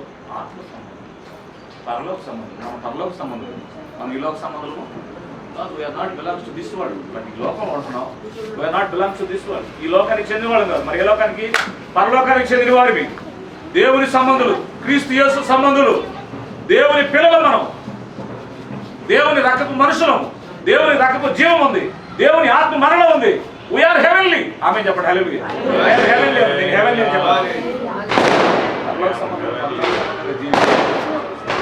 సాక్షులు ఉండబోతున్నారు. మీ జీవితాల సువార్త కేంద్రాలుగా, సువార్త సాక్ష్యాలుగా మారిపోతున్నాయి. దేవుని కార్యం జరుగుతుంది. హల్లెలూయా. అవును, యేసుక్రీస్తుని ఇంకా అంగీకరించలేదయ్యా. తిరిగి జన్మించడం నాకు ఇంకా జరగలేదు. నేను కొత్తగా జన్మించాలి. నేను యేసు ప్రభువుని అంగీకరించాలని, ఆయన జీవాన్ని పొందుకోవాలని, ఆయన ఆత్మతో నింపబడాలని, నేను ఆయన బిడ్డగా జీవించాలని, ఆయన సంబంధిగా బ్రతకాలని ఆశిస్తున్నాను. నా కోసం ప్రార్థన చేసి మాస్టర్ గారు అన్నవాడు, మీ గురించి ఇంకా కొత్తగా జన్మించినవాడు, తిరిగి జన్మించినప్పుడు లేనివాడు, దేవుని జీవాన్ని ఇంకా పొందనేవాడు. మీ చేతులు మీకోసం ప్రార్థన చేయవాలి. ఆల్రెడీ ఇంతకుముందే కొత్త జీవాన్ని పొందుతున్నవాడు, తిరిగి జన్మించినవాడు, దేవుని జీవనాన్ని గ్రహించండి, గుర్తించండి, జ్ఞానం సంపాదించండి. Thank you lord. You're going to bless your child. మీ బిడ్డను దీవించబోతున్నాం. బాల్యంలోనే, పసిప్రాయంలోనే నీ అభిషేకాన్ని నీ కుమారుడు పొందనాలు. రెట్టింపు అభిషేకాన్ని, ఈ లోపల ఉన్న అదే అభిషేకాన్ని నీ కుమారులకి పంపిస్తున్నావు. నీ పొందనాలు దీవిస్తున్నావు ప్రభావ. మమ్మల్ని దీవించాను ఆయన, తిరిగి జన్మింపజేశాను ఆయన. తిరిగి జన్మించిన వారిని ఆ ప్రకారంగా ఆత్మూలంగా జీవించడానికి సహాయం చేయండి. తిరిగి జన్మించిన వారు ఈరోజు తిరిగి జన్మించడానికి మిమ్మల్ని దయచేయండి. ఈ ఆత్మకార్యాన్ని జరిగించండి. మా రక్షకుడు యేసయ్య పరిశుద్ధ నామములో స్తుతించి ప్రార్థన చేసి వేడుకుంటున్నాము. హల్లెలూయా, హల్లెలూయా, హల్లెలూయా, హల్లెలూయా. ఓకే, కేక్ కట్ చేయొచ్చు. కేక్ కట్ చేద్దామా? ఆమేన్. ఆమేన్. ఊదు, ఊదు. ఊదు, ఊదు. Okay, happy birthday.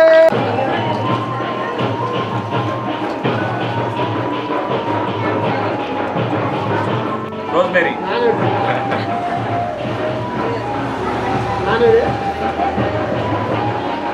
చప్పట్లో చప్పట్లో.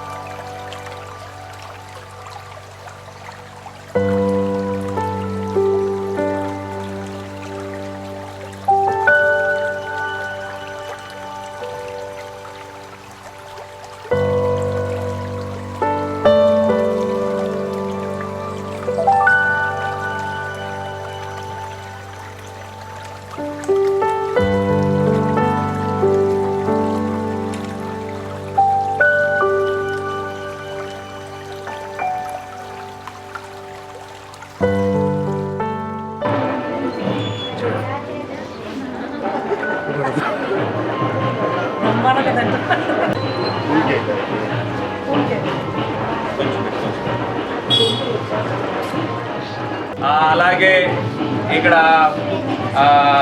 బాలనగర్ నుంచి ఇంకొంతమంది ప్రభు బిడ్డలు వచ్చి ఉన్నారు. యోహాన్ రాజు చింతల నుంచి వాళ్ళ ఫ్యామిలీ మీకు వందనములు చెప్పుకుంటున్నాం. థ్యాంక్ యూ సో మచ్ మైకేల్ని బ్లెస్ చేయడానికి వచ్చినందుకు. ప్రత్యేకించి మా house owner Sujamma, thank you so much. అలాగే వారి పిల్లలు అమ్మ అనుమోల్, మీకు చాలా థ్యాంక్స్. అలాగే వర్షిప్ లీడర్స్ ఇక్కడ ఉన్నారు. బ్రదర్ విజయ్ మీకు వందనాలు, బ్రదర్ పిట్టు మీకు వందనాలు.